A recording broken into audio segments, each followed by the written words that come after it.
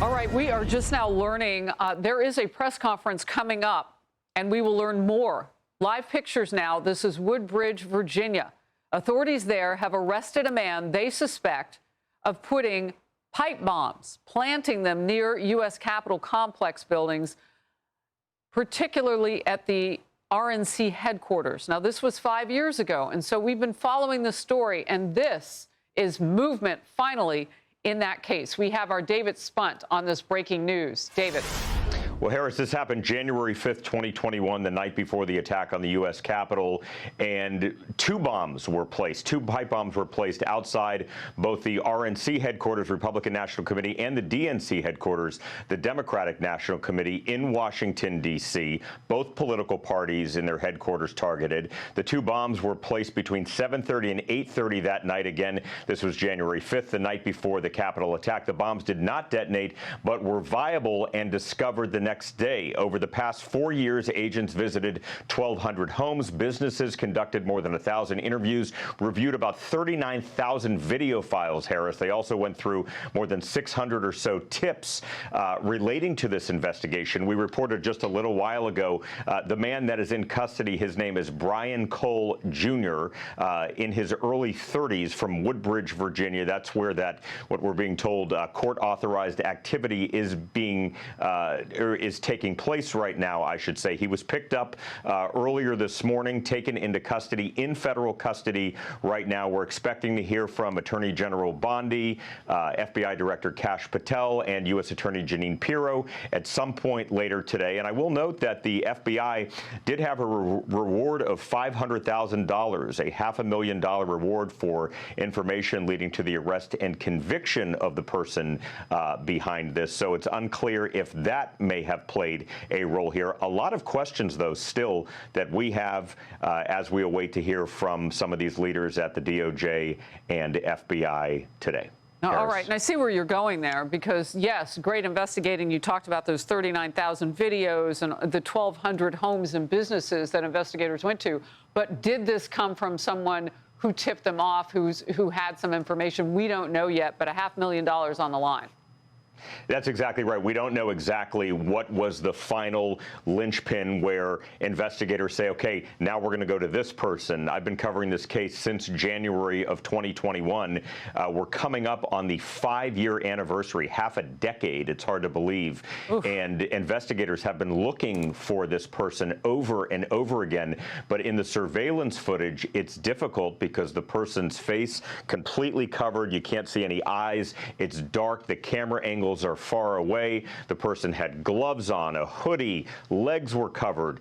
So it's been very, very difficult. So what we want to know is it a tip? Did somebody rat this person out? Right. Or did perhaps law enforcement go through original case file information and just take a second, third, fourth, or even fifth scrub and just go back to the basics and say, hey, here's something that's new that maybe we didn't look at early enough. So we don't want to speculate. We just have to wait until we hear it, until the criminal complaint is unsealed in court, and until authorities say so. But clearly, we're going to find out definitely a lot more information here in the next several hours. Absolutely no speculation. We'll have information to work with coming up in that news conference. Real quickly before I let you go, and people are watching this, and I said near the RNC headquarters, was it only the RNC? Was the DNC involved too? Because you know that politics are going to come into play here. Oh, absolutely. Yeah, the DNC I mentioned earlier, the DNC headquarters was targeted as well. So it was both. And that's what's made this also very unclear to authorities, because they were looking at someone that may have no political party. We truly don't know who this person is or what this person's motive may be. But yeah, these pipe bombs were planted outside both the Republican National Committee headquarters and the Democratic National Committee headquarters on January 5th, 2021, the night before the attack on the Capitol. So both political parties here were hit, and these were viable pipe bombs. Luckily, though, nobody was injured. Yeah, a blessing and all that. David Spunt, great reporting. We'll talk with you as the news warrants, as we tick up to the time of that live news conference. And focus now, Clay Travis, attorney and Outkick founder. So, Clay, you just heard us reporting on the length of time in this investigation. The name, Brian Cole Jr., early 30s. There are very few people that age that don't have some sort of a digital footprint, and I know that that's part of your expertise along with the law. What are you looking at with this case? Yeah, look, 5 years, Harris.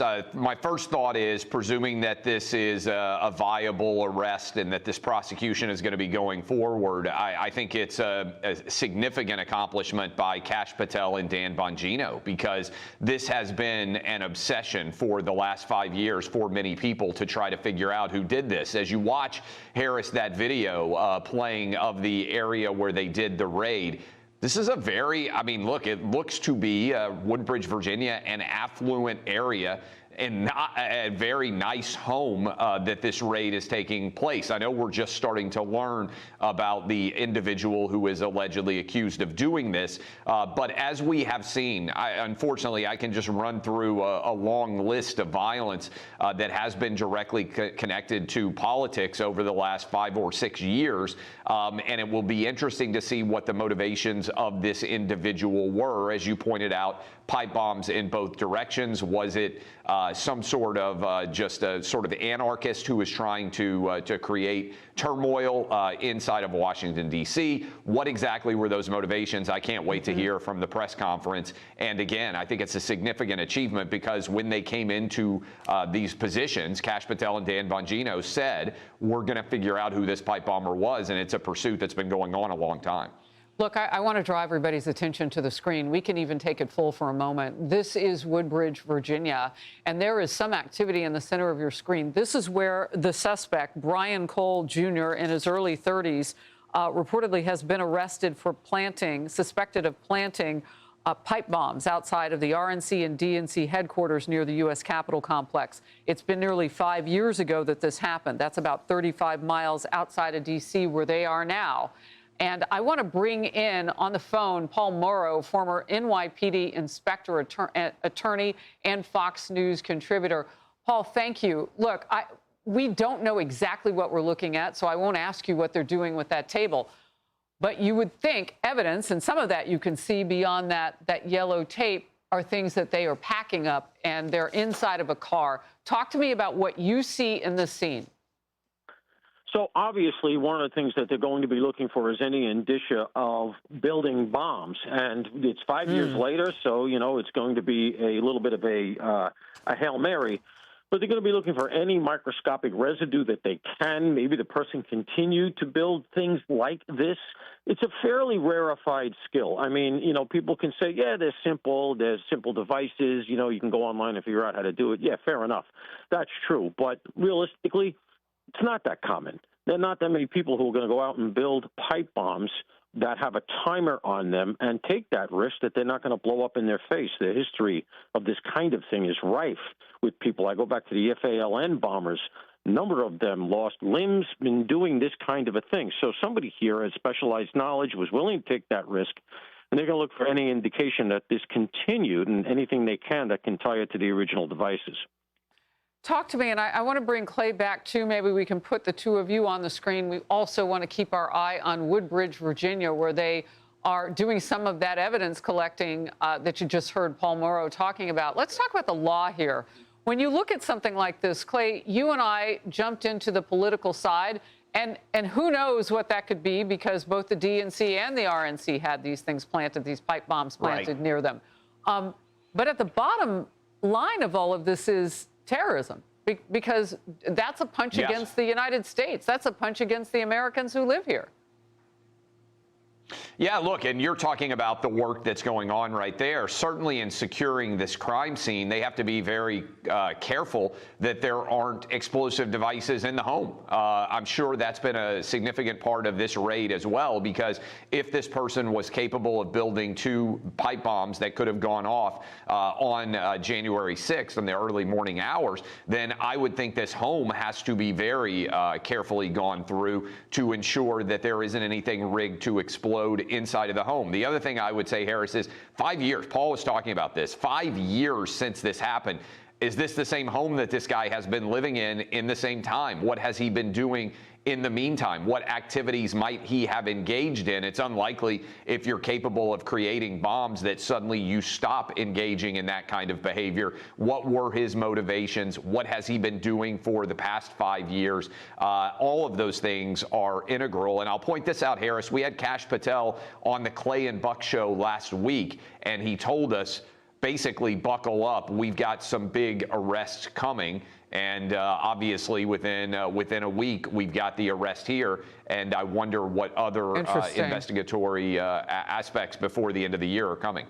Very interesting. Paul, we only have a few seconds. If you live in that cul-de-sac or anywhere in this rather beautiful bucolic area, what are you being told? Is this an evacuation at this point as well? I mean, it doesn't look like they did that, but you can certainly guarantee you that they're doing all kinds of interviews. And as Clay said, they're going to be going in very, very carefully here because they want to make sure there are no booby traps so they don't stumble into something unforeseen. We don't know that it's the same house he has been in, but you mentioned terrorism. I just want to go to that because real quickly, this all happened in Washington, D.C., which is federal territory. These are devices of mass destruction that puts them firmly in terrorism territory. And I think that'll be the charge. Thank you both, Clay and Paul. We're on the breaking news here on Fox. Keep it here. Outnumbered after the break. Hey, everyone. I'm Emily Compagno. Catch me and my co-hosts Harris Faulkner and Kaylee McEnany on Outnumbered every weekday at 12 p.m. Eastern, or set your DVR. Also, don't forget to subscribe to the Fox News YouTube page for daily highlights.